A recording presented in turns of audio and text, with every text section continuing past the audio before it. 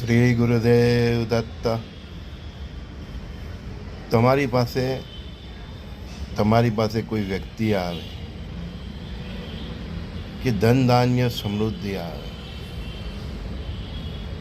સંપત્તિ આવે ને સંસાધનો આવે, એ અમુક નિશ્ચિત સમય પૂરતા જ હોય છે. એક નિશ્ચિત એની આવરદા હોય છે. એ તેમની આવરદામાં તમે એમનો કેવો ઉપયોગ કરો છો એના પર તમારું ભાવિ લખાય છે. અને એ ઉપયોગ જ તમારું કર્મ નક્કી કરે છે. જન્મો જન્મના ચક્કરનું આ જ કારણ છે. શ્રી ગુરુદેવ કહેતા કે અમે તો ઘઉં આપી દઈએ, પછી એ ઘઉં આપી દઈએ, એનું તું રોટલી બનાવ, ભાખરી બનાવ, કંસાર બનાવ, પૂરી બનાવ, કે ઘઉંને તું ધોરી દે, એટલે કે દુષ્કર્મ કરી લે. એ તારું કર્મ છે. પરમાત્માએ આ પૃથ્વી પર આપણને જન્મ આપીને અને અનેક પ્રકારના સંસાધનો આપીને, એટલે કે ઘઉં આપીને, આપણને એક સાથે વિવેક બુદ્ધિ આપીને, બુદ્ધિ આપીને, ચિત્ત આપીને, મન આપીને, લાગણીઓ આપીને, એ સંસાધનોનો કેવી રીતે ઉપયોગ કરવો એ આપણી ઉપર છોડી દીધું છે. અને એનો ઉપયોગ જ આપણું કર્મ નક્કી કરે છે. ને એ કર્મ તમારું દુર્ભાગ્ય ને સૌભાગ્ય નક્કી કરે છે. સુખ અને દુઃખ નક્કી કરે છે. અનેક પ્રકારના થતા રોગોનું કારણ પણ એ જ છે. આદિ વ્યાધિ ઉપાધિનું કારણ પણ એ જ છે. અને સુખ શાંતિ વૈભવનું કારણ પણ એ જ છે. હવે તમે પછી કોઈ જ્યોતિષ પાસે જાઓ કે કોઈ જ્ઞાની પાસે જાઓ તો શું કરે? જ્યોતિષ એની રીતે ઉપાય બતાવે ને. જ્ઞાની એ તમને કર્મોમાંથી મુક્ત થવાનો માર્ગ બતાવે.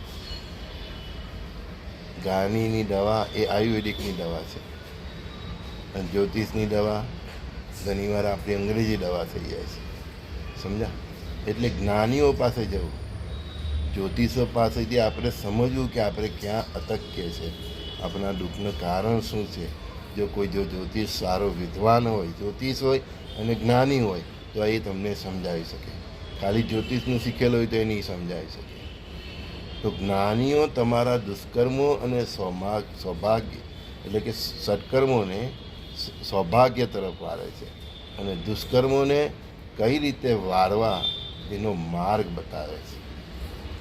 એટલે હંમેશા પરમાત્માએ જે તમને ભાગ્યવત સંસાધનો આપ્યા હોય ને, આ પૃથ્વી પર આવ્યા એટલે જ બહુ મોટું કહેવાય. પરમાત્માએ જે સંસાધનો આપ્યા છે એનો બહુ વિવેકપૂર્વક ઉપયોગ કરવો. અને એ વિવેકપૂર્વક ઉપયોગ કરેલો હોય એના પર જ તમારું ભવિષ્ય જોડાયેલું છે. તમારો જન્મો જન્મનું ભાવિ જોડાયેલું હોય છે.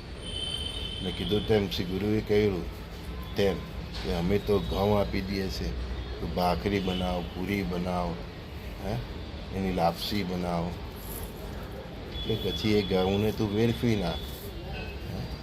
બધા ઘણા બહુ તુમાકીવાળા હોય ને તો ફેંકી દે એને, હે ને? તો તેને વેરફી નાખ. એ તારું કર્મ છે, અને એ કર્મ જ તમારું સુખ દુઃખ નક્કી કરે છે, તમારું ભાગ્ય નક્કી કરે છે, તમારું દુર્ભાગ્ય નક્કી કરે છે. પછી ગમે તેટલા જ્યોતિષનો આતા મારો ને ભાઈ, કાંઈ થતું નથી. એક દુર્ભાગ્યને સદભાગ્ય તરફ અમારા જેવા અલ્પજ્ઞાની લોકો જ વાળી શકે છે. અમારી આગળ બહુ જ્ઞાનીઓ છે, બરાબર. અમે તો બહુ અલ્પજ્ઞાની છે. એ 100 છે તો અમે 0.0000000 અનંત સુધીના 1 છે. સમજી ગયા? અમે કંઈ જ નથી. પણ એ માર્ગે ગયેલા અમે સત્સંગીઓ, અમારી ભક્તિ, અમારી ગુરુ ભક્તિ, અને એના કારણે અમને જે માર્ગ જ્ઞાન મળેલું છે એના આધારે અમારી પાસે આવનાર વ્યક્તિઓને અમે એના જીવનની દિશા બદલીએ છીએ, જેથી એનું દુર્ભાગ્ય કપાય. અને સાથે એવો માર્ગ પણ બતાવ્યો છે કે એનું પુણ્ય સંચિત થાય તો એનું ભાગ્ય બને. એટલે જેને ધીરજ છે તે જ અમારી પાસે આવી શકે. બાકી શોર્ટકટ કરવું હોય તો આ દુનિયામાં ભાઈ ઘણા જ્યોતિષો છે. તમારી ભલે મનની મુરાદ પૂરી કરી, અમને તો આનંદ છે. ચાલો ત્યારે સંજય બોરીવાલાના પ્રાતઃકાળના સત્સંગમાં સર્વે સખાઓ મિત્રોને પ્રણામ. શ્રી ગુરુદેવ દત્ત.